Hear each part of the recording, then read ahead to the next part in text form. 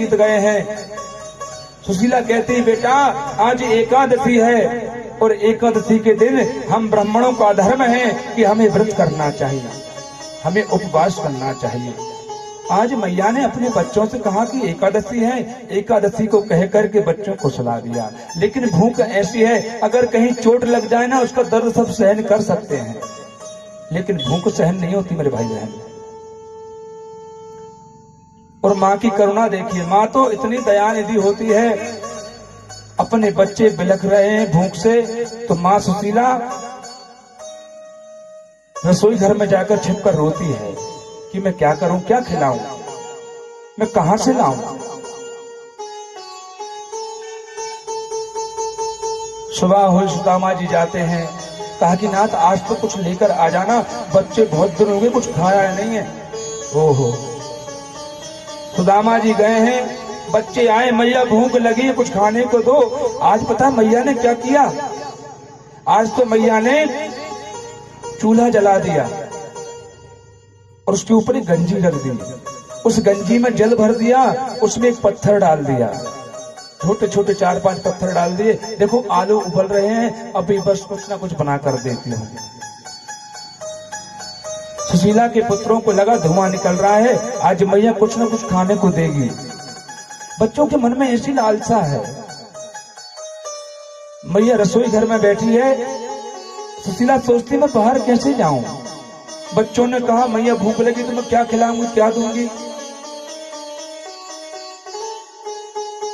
देखा कि सुदामा जी शाम को आ गए, आज भी कुछ नहीं मिला। सुदामा जी अंदर गए भगवान के पास, तो कहते नारायण तेरी बड़ी कृपा है, तेरी दया से जी रहा हूं। भक्त वही है जो कभी भगवान से शिकायत नहीं करता है। अरे जिसे हम प्रेम करते हैं उससे शिकायत करना दोष है, पाप है। आज सुशीला बच्चों से कहती भैया एकादशी कल नहीं थी आज है।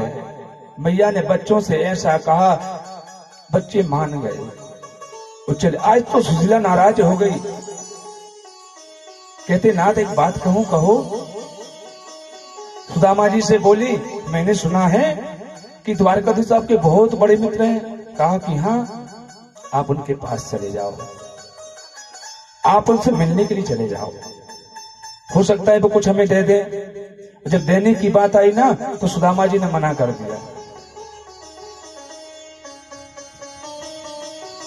कहा कि तुम मुझे स्वार्थी बनाना चाहती हो, इतने दिनों से तो मैं कभी गया नहीं और आज कहती हूँ अपने मित्र के पास चले जाओ, कुछ देंगे तो ले आना, बच्चे भूखे हैं। कहा कि सुशीला मैं भूखा मर जाऊंगा लेकिन अपने मित्र से कुछ मांगूंगा नहीं।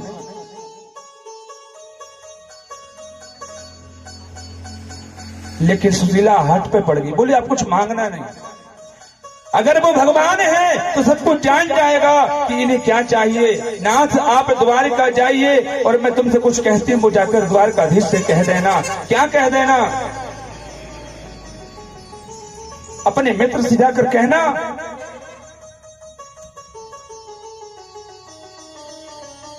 एक माह दो पक्ष में दो एकादशी हो। अपने मित्र से कहना कि एक माह दो पक्ष में दो एकादशी हो और मेरे घर गोविंद जी नित्य एकादशी होए। कहा कि हे नाथ एक महीने में दो पक्ष होते हैं जिसमें दो एकादशी आती हैं, एक कृष्ण पक्ष और एक शुक्ल पक्ष की। हमसे ऐसे कौन सा अपराध हो गया, पाप हो गया, कौन सा हमने ऐसे कर्म कर दिया जो हमारे यहाँ नित्य एकादशी है? हम रोज व्रत करते हैं, हमारे बाल गोपाल भूखे रहते हैं, ऐसा कौन सा पाप कर दिया?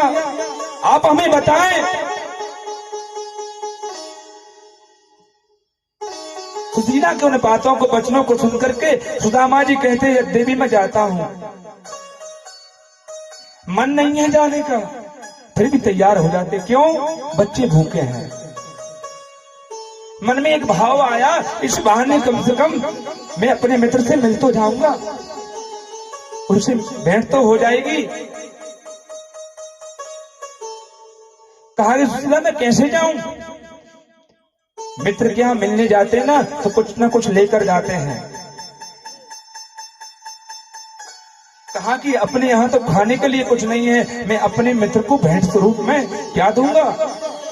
सुशीला भागी है, 4 घर से चावल मांग कर लाई है।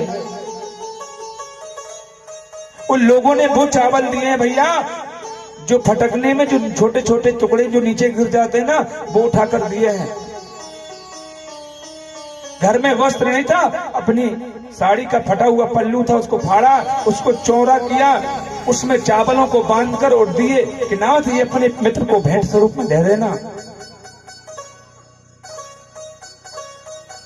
सुदामा जी चले हैं, महीनों से कुछ नहीं खाया, शरीर दुर्बल हो गया है, फटे वस्त्र पहने हैं, पैर में जूते चप्पल पहने नहीं है, चले हैं वहां से। नाथ प्रभु रास्ता देख रहे हैं कि आज मेरा मित्र आने वाला है। सुदामा जी चलते चलते रास्ते में जाते मार्ग में थक जाते हैं, पैरों में कांटे चुभते हैं, ऐसा कष्ट सहते सहते सहते सहते द्वारिका के समीप पहुंचे। रास्ते में एक नदी पड़ी, इसको पार कैसे करूं? नाव तो है लेकिन पार कैसे करूं? क्योंकि देने के लिए कोई दक्षिणा नहीं है, द्रव्य नहीं है, पैसा नहीं है, और बगैर पैसे के तो संसार कुछ सामान नहीं देता, ये स्वार्थी है। किसी के पास जाओगे ना तो जब तक कुछ पैसा धन नहीं दोगे, कुछ सामग्री नहीं देने वाला। सुदामा जी ने वहीं बैठ गए हैं, विश्राम करने लगे हैं कि मैं जाऊं तो जाऊं कैसे, लेकिन भगवान कृपालु है, करुणा निधान है, स्वयं केवट बनकर आ गए हैं। और सुदामा जी से कहा, अरे मित्र कहां जाना चाहते हो? आप बहुत देर से यहां बैठे हो। कहा कि भैया उस पार जाना है। तो चलो, नाव है पर मेरे पास किराया नहीं है, मत देना। अपनी नौका पर भगवान ने बिठाया और उस पार ले गया। इधर उधर ढूंढते हुए भगवान के द्वार पर पहुंचे हैं। द्वार पर पहुंच करके द्वारपालों से पूछा कि भैया द्वारकाधीश का मकान यही है, महल यही है? कहा कि हाँ भैया यही है। आप कौन हो? सुदामा जी कहते हैं, मैं उनका मित्र हूं। उसको ऊपर से नीचे तक देखते हैं। द्वारपाल कहा कि फटे वस्त्र पहने, सर पर टोपी नहीं है, पैर में पनैया नहीं है, और कहता है ये द्वारकाधीश का मित्र है। वो इतने विशाल सम्राट राजा हैं। कहा भाई तेरा नाम क्या? मेरा नाम सुदामा है। नाम सुना है। कहा कि अब यहां ठहरिए, हम जाते। अंदर गए,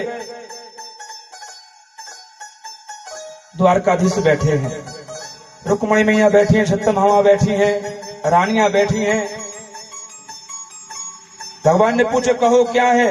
कहा कि प्रभु कोई द्वार पर आया है, शीश से पगा न धगा, तन पे नहीं पांव, वान को नहीं दामा। कहा कि सिर पर टोप पगड़ी नहीं है, तो फटे हुए वस्त्र पहने हुए है। देखने से तो ऐसा लगता है कोई दरिद्र ब्राह्मण है। अच्छा, उसका नाम क्या है? बोले प्रभु अपना नाम सुदामा बताता है। और जैसे ही भगवान ने सुदामा नाम सुना है, भगवान दौड़े हैं। कहीं मोर मुकुट गिर गया है प्रभु का, कहीं पीतांबर गिर गया है, कहीं बांसुरी पड़ी है। भगवान भागे और दौड़ते हुए द्वार पर पहुंचे हैं। अपने मित्र को अपने हृदय से लगाया, हृदय से लगा करके भगवान ने पूछा, हे मित्र तुम इतने दिनों तक कहां रहे, अभी तक क्यों नहीं आए? सुदामा जी को अंदर ले गए और जिस सिंहासन पर भगवान बैठते उस सिंहासन पर सुदामा को बिठाया और अपनी रानियों से कहा, जाओ जल भर कर लाओ, एक प्रात लेकर आओ, मेरा मित्र आया है, उसके पैरों को धुलना है, उसका स्वागत करना है। गई हैं पत्नियां, कोई जल लेकर आई है, कोई परात लेकर आई है। जब भगवान ने सुदामा के चरणों को देखा ना, तो पैरों में छोटे छोटे कांटे चुभे हुए थे, रक्त निकल रहा था। भगवान की आंखों में आंसू आ गए हैं। तो कवि कहते हैं, देखी सुदामा की दीन दशा, करुणा करके करुणा निधि रोए, पानी परात को हाथ छुओ नहीं, नैनन के जल से पग धोए। देख सुदामा की दीन दशा, करुणा करके करुणा निधि रोए, पानी परात को हाथ छुओ नहीं, नैनन के जल से पग धोए। अरे रुक्मणी खड़ी रह गई, भगवान ने अपने अश्रु के जल से अपने मित्र सुदामा के चरणों को धुलाया है।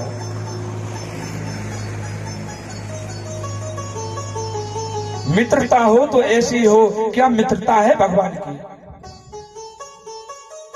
लोग अगर ये सोचे कि मैं बड़ा आदमी हूं, मैं बहुत ज्ञानी हूं, मैं पढ़ा लिखा हूं, तो भगवान मुझे मिलेंगे। इस कथा को सुनिए, समझिए कि भगवान धन दौलत का प्रिय नहीं है, उसको पसंद नहीं करता। तो अरे भगवान भाव और प्रेम देखता है। सुदामा का प्रेम देखो, उसकी भक्ति देखो। महीनों से भूखा है, फिर भी कहता है प्रभु तेरी बड़ी दया है, बड़ी करुणा है। अपने अश्रु पादों से पादुका धुलाए हैं और कहते हैं, संतों ने कहा ये वही सुदामा है जो त्रेता युग में केवट बनकर आया था। अरे भैया ये केवट कौन है? ये उससे पहले एक लकड़हारा था, ऊपर लकड़ी काट रहा था। लकड़ी काटते समय लकड़ी नीचे गिरी तो नीचे गौ माता खड़ी हुई थी, घास चर रही थी। वो लकड़ी आकर के उस गौ माता के ऊपर गिर गई, जिससे गौ की हत्या हो गई। वो हत्या उस लकड़हारे को लग गई। तो किसी महात्मा ने कहा कि नारायण के चरणों का जल मिलेगा ना, उसको जल को पीना, अपने ऊपर छिंचित करना, तब तेरा पाप नष्ट होगा। तुझे गौ हत्या लगी है। अब उसको नारायण कहाँ मिले? दूसरा जन्म उसने कछुए का पाया। कछुआ बन के चरणों की ओर जाए क्षीर सागर में, तो लक्ष्मी मैया फटकार के भगार देती। मुख की ओर जाता तो लक्ष्मण जी शेष नाग की अवतार फुसकार कर भगा देते। वो जीवन में समाप्त हो गया। 2000 वर्ष बीत गए। तब त्रेता युग में केवट बनकर आया। भगवान जब वनवास में जाते हैं ना, तो गंगा पार करते हैं, तब केवट ने उनको पार उतारा। कहा कि प्रभु ऐसे नहीं उतारूंगा, आप अपने चरणों को धुलाइए। तो लक्ष्मण जी बोले ये कोई जबरदस्ती है कि पैर धुलाएंगे तब आप उतारेंगे? तो केवट कहता है राम का मरम मैंने जाना। लक्ष्मण भैया आप चुप रहो, जो राम का मरम है वो मैं जानता हूं, आप क्या समझो। 3 योनि बीत गई मेरी, 3 जन्म निकल गए, आपको भी देखा मैंने, आप तो चुप रहो। क्षीर सागर में मुख की ओर जाता था, आप फटकार कर भगा देते थे। आप कुछ बोलो मत, चरण धुलाए हैं। तो द्वापर युग में भगवान कहते हैं ये मेरा भक्त था। वो कहते हैं भक्त भगवान से बड़ा होता है। तो इसने त्रेता युग में मेरे चरण धोए थे, तो आज मेरा भी कर्तव्य बनता है कि ब्राह्मण रूप में आया है तो इसके चरणों को मैं धोऊं। तो भगवान ने भक्त वत्सल श्री द्वारकाधीश ने अपने अश्रु के जल से सुदामा के पैरों को धुले हैं। उनका अभिषेक करवाया, 56 भोग खिलाए गए। कुछ दिन अपनी द्वारका नगरी में रहे। अब सुदामा जी कहते हैं कि हे मित्र मैं जाना चाहता हूं। अरे चले जाइए भैया, कौन तुम्हें रोकता है, कुछ दिन और ठहर जाओ। सुदामा जी रात रुकते हैं। और सुदामा जी रात में एक पोटली हाथ में रखी चावल की, उसको बार बार कांठी में चपेटते हैं कि इसको मैं कैसे दिखाऊं, ये तो 56 भोग खाने वाला है। ये छोटे छोटे चावल उनके भी टुकड़े छोटे छोटे कण, और भगवान देख लेते। भगवान ने जब देखा ना तो भगवान गए, सुदामा जी ने उन चावल को छुपा लिया। तो भगवान कहते हैं, अरे सुदामा, जो अपराध तूने एक बार गुरुकुल में किया था, जिसका प्रायश्चित तू अभी तक कर रहा है, और वही अपराध फिर से करने जा रहा है। गुरु माता ने चावल दिए थे, ये मित्र लकड़ी बीनने के लिए जाते हैं, तो जंगल में वर्षा होने लगी, बारिश होने लगी, तो वृक्ष के ऊपर चढ़ गए। कन्हैया दूसरे वृक्ष पर बैठ गया और सुदामा जी दूसरे वृक्ष पर बैठ गए। वर्षा हुई, भूख लग गई सुदामा जी को, तो चावल खा गए, भगवान के हिस्से के भी खा गए।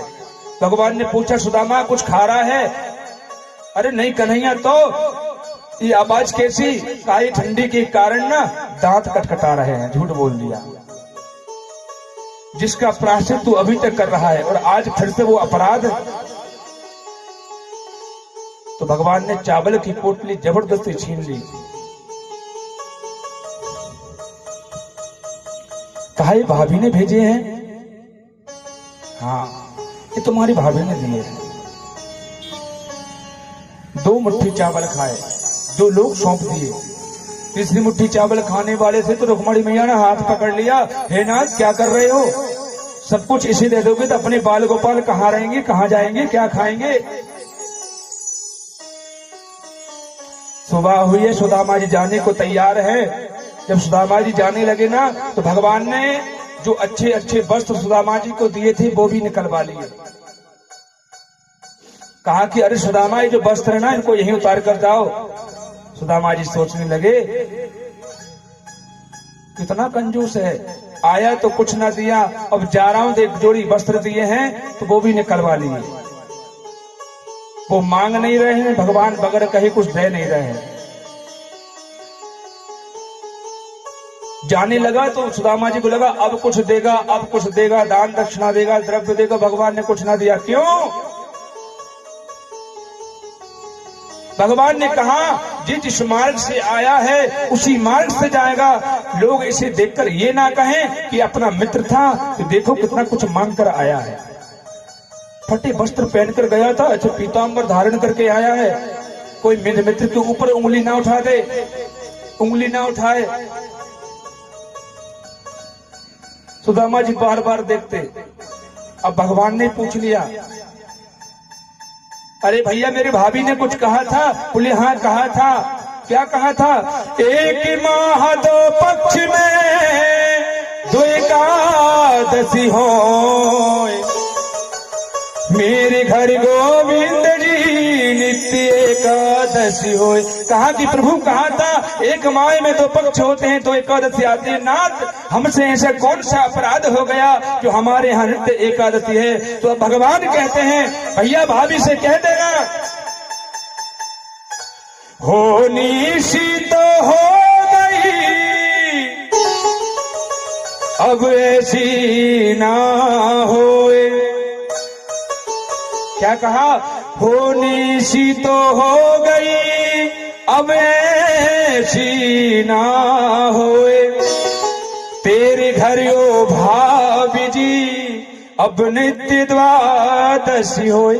कहा कि अपनी भाभी से कह देना कि अभी तक जो हुआ सो हुआ। हे भाभी, मुझे क्षमा करना, इसमें मेरा दोष नहीं है।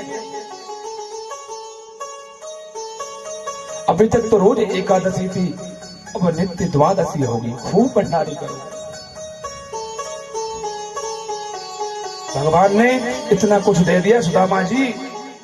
उनकी पत्नी सुशीला, उनके पुत्र, जीवन भर कभी किसी से कुछ नहीं मांगा। सुदामा जी जाते हैं, अपने नगर को भूल गए।